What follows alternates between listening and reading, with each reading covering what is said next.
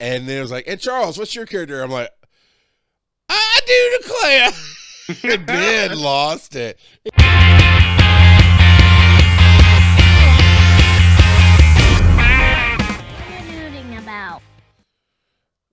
I am nerding about. I swear it is on a randomizer, but I think that one is. What are you nerding out I about? swear. I think that first one's come up a bunch. Yeah, because Jeb's the best. We all know it. We all know it. He's winning And he Kid of the knows Year it. 2025.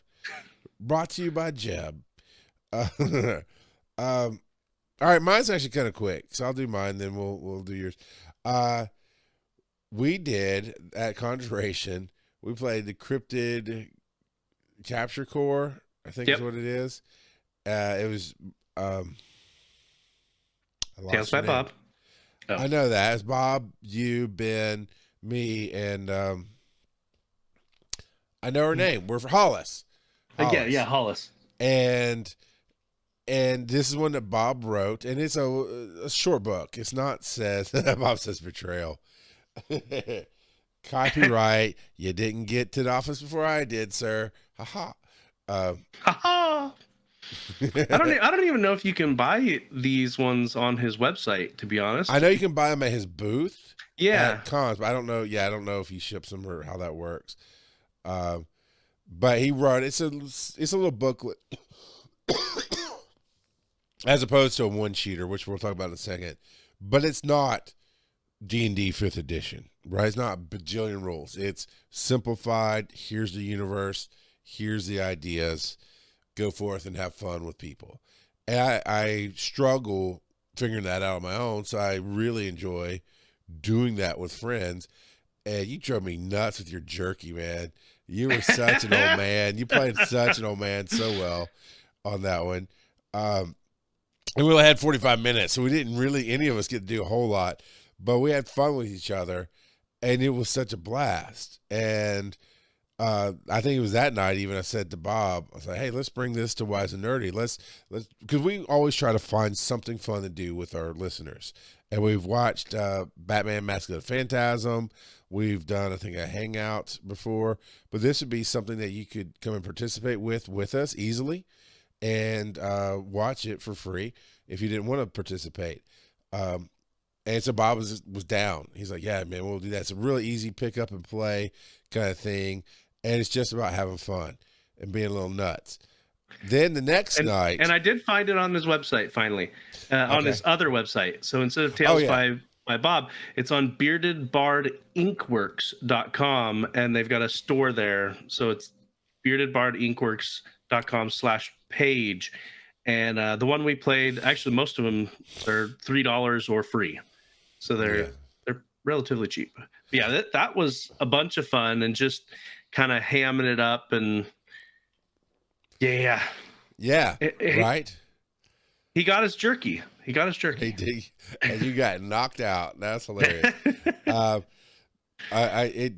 It's your obsession with things is so funny, and you just triggered something. You're like, oh, I'm getting jerky, and you kept trying to give everybody jerky as you went through, and that kind of moment though, it really does lend to humor because somebody else might have been trying to figure out something serious, and you're like, and jerky.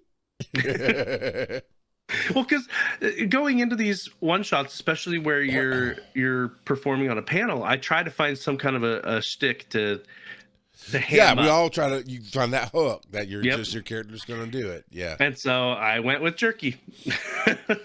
I did not have enough time, nor did I pick wisely on my character because I didn't read my character. I saw sarcastic physicist or something like that. I'm like, done. I can be sarcastic. And I picked a female character that's from a Navajo Indian tribe whose grandfather was a shaman, but she's kind of left those ways behind. And then it was like, and Charles, what's your character? I'm like, I do declare. And Ben lost it. He was like, he looked right at Bob. He didn't even look at me. He looked at Bob. And went, that's what you get for not filtering what he gets to pick to play. And honestly, I felt like I was the weakest character of all of us, but it was fun for everybody. It was fun for all of us to have that. So we go into the next night. I don't believe Bob created this one. No, Yeah, yeah, this is a generic yeah. one. So this is what's called a one pager. Hue is huge on those. With these one pagers, that it's all the instructions you need are literally on one page. And when we drove 4 hours to Savannah and 4 hours back the next day, we spent maybe the first 30 minutes talking, and then he got out his clipboard and we played. He would roll the dice. He'd do everything while I was driving. And it's great entertainment. He's got one that's golf. Literally, you can be Happy Gilmore as a character, and he's got stats. It's a lot. But my name is, or no, everybody's John. Was basically Bob is the universe creator, so he's guiding John. But you were a personality of John, I was a personality of John, and Ben was. And the rules were you had to write down 2 skills you had. No cheating later. Oh no, I had the skill. You write them down, and then an obsession. And that's the goal of the game. Now, Joe, you and I have not played. We've created. We have danced with the devil in the pale moonlight, but we have not played a game very often together, except for like Dominion, right? You taught me Dominion, and I'm super competitive when it comes to these things. Like I really want to win. So when I found out you have to get your obsession to happen, and I kept asking leading questions like, okay, so do I have to be in control of John? So we're personalities. So Joe bid his point first. I know they were dice. They just represented points. So he bid a point. Me and Ben were like, we're just figuring this out. You go. Now, and Ben and I, we each picked something that we thought would lend well to funny moments. Yes, you very much picked something, I'm going to win this. 100%. So, and we'll get to that in a second. So Joe goes first, and Bob was, you said it best, Joe. Bob really pulled the audience in, all 4 people that were in the audience, and got them to interact well. And so they decided we're going to wake up in a dumpster that's on fire with a possum, and then Joe had to go, and so he had to figure this out and that out, and you have to roll to do something. And I won't go into all the details because the fun was, oh, okay, I got my hook. I know my hook on this one. And because if you pick an easy thing, an example that Bob gave was he led one of these games and somebody had, their obsession was to be looked at weirdly or quizzically. Questioningly. Quizzically. So every time that he would say something just way off the wall and Bob was like, what? He'd mark down a point. That's when I got it. My obsession was to hear myself speak. It's very on brand. Yeah, well, of course it is. As was my skills, radioactive electric charisma, and the one I didn't get to use because it didn't come up, turning chaos into productivity. And so I asked Bob, it's like, well, do you only get points if you're in control of John? It's like, no, it's also a real world situation. So if you get it to happen in this room, it works. Now, you and Ben picked something that was like level 2. Now, level 2 will be whatever points you got as you achieved it times 2. And yours was to get...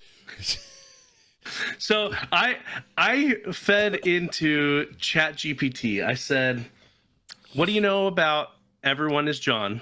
And it knew what it was. And then I said, okay, give me 2 skills and an obsession, but make it themed around rednecks in the backwoods.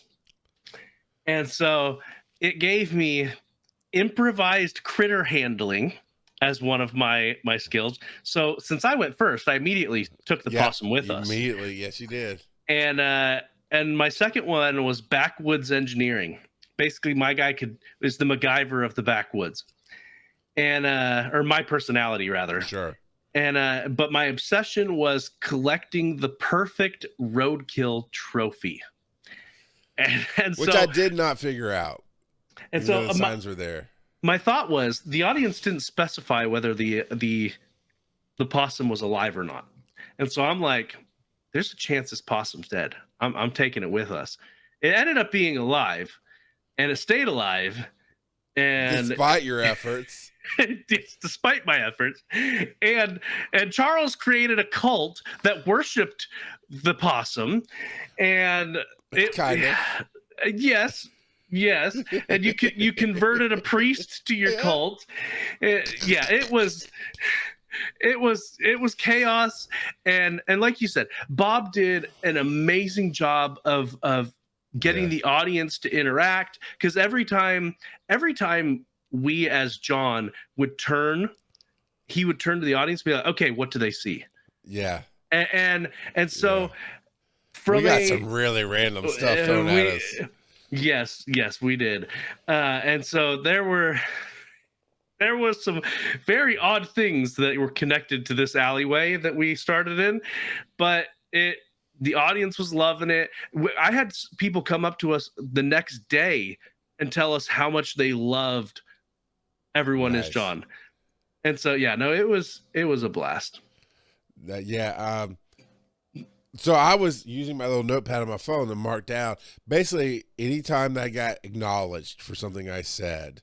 And I don't mean asking the rules or anything, but the jokes, the interruptions. If I got the audience to laugh, or I got Bob off his game, or either one of you guys, I was marking down points.